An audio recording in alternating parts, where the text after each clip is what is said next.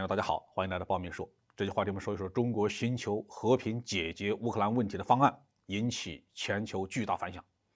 2月24号，中国提出了关于解决乌克兰问题的和平方案，在相关各方引起了强烈的反响。多数国家的评价是正面的、积极的。美国和欧洲自然是反对。俄罗斯对这个和平方案表示出了热烈的欢迎。出人意料的是，乌克兰总统泽连斯基也对中国的和平方案表示了赞赏。中国关于乌克兰问题的和平方案一共有12条，分别是尊重各国主权、摒弃冷战思维、停火止战、启动和谈、解决人道危机、保护平民和战俘、维护核电站安全、减少战略风险、保障粮食外运、停止单边制裁、确保产业链供应链的稳定和推动战后重建。概括起来讲呢，是4个必须加6点倡议。以4个必须推动劝和促谈，以6点倡议防止乌克兰出现大规模的人道主义危机。基本原则就是希望立刻停火，在尊重国家主权和领土完整的基础上，通过谈判来解决问题。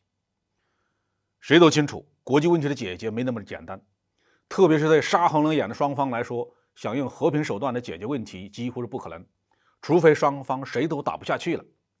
中国方案的核心驱动力在于劝和促谈，绝不是美国等北约国家的煽风点火和浇油递刀。中国方案遭到欧美的拒绝和抨击是意料之中的。英国 BBC 评论说，过去1年，西方领导人试图哄骗中国，帮助他们结束乌克兰战争。现在，中国给出了迄今为止最坚定的回应。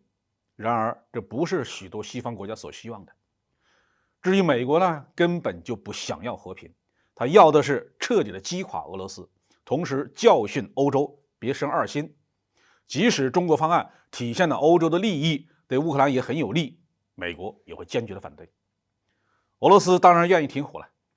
俄军现在占领了乌东部的大片领土，并且已经通过公投宣布了4周入俄。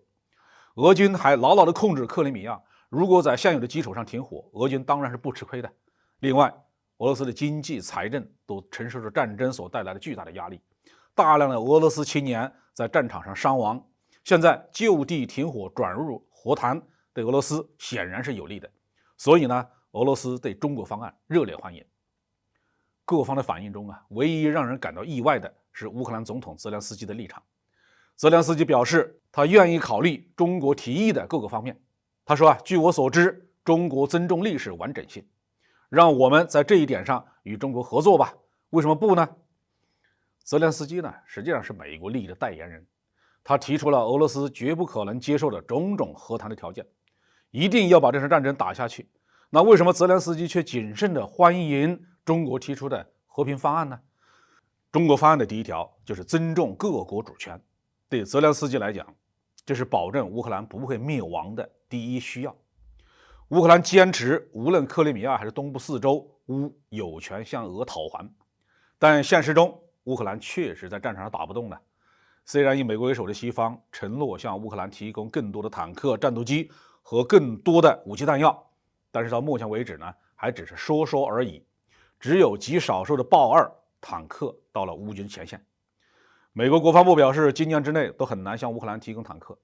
美国总统拜登亲自表示，不急于向乌克兰提供 F-16 战斗机。另外，据路透社报道拜登在短暂的访问乌克兰期间，对泽连斯基说，美国所提供的援助并不是无穷无尽的，这实际上反映了美国国内的政治矛盾。在联邦财政预算如此困难，国内基础设施年久失修，甚至发生了大规模铁路安全事故的前提下，继续把有限的财力和物力投向遥远的乌克兰战场，不但美国人民不满意，美国相当多的利益集团也是不满意的。拜登不得不考虑乌克兰问题该怎么收场了。所以泽连斯基的讲话是不是代表了美国意志的另外一面？那就是如果打不下去了，和谈也不是不能考虑的。这种话从拜登、布林肯和沙利文的嘴里面是很难说出口的，那让泽连斯基来说，听起来呢是更加合情合理一些。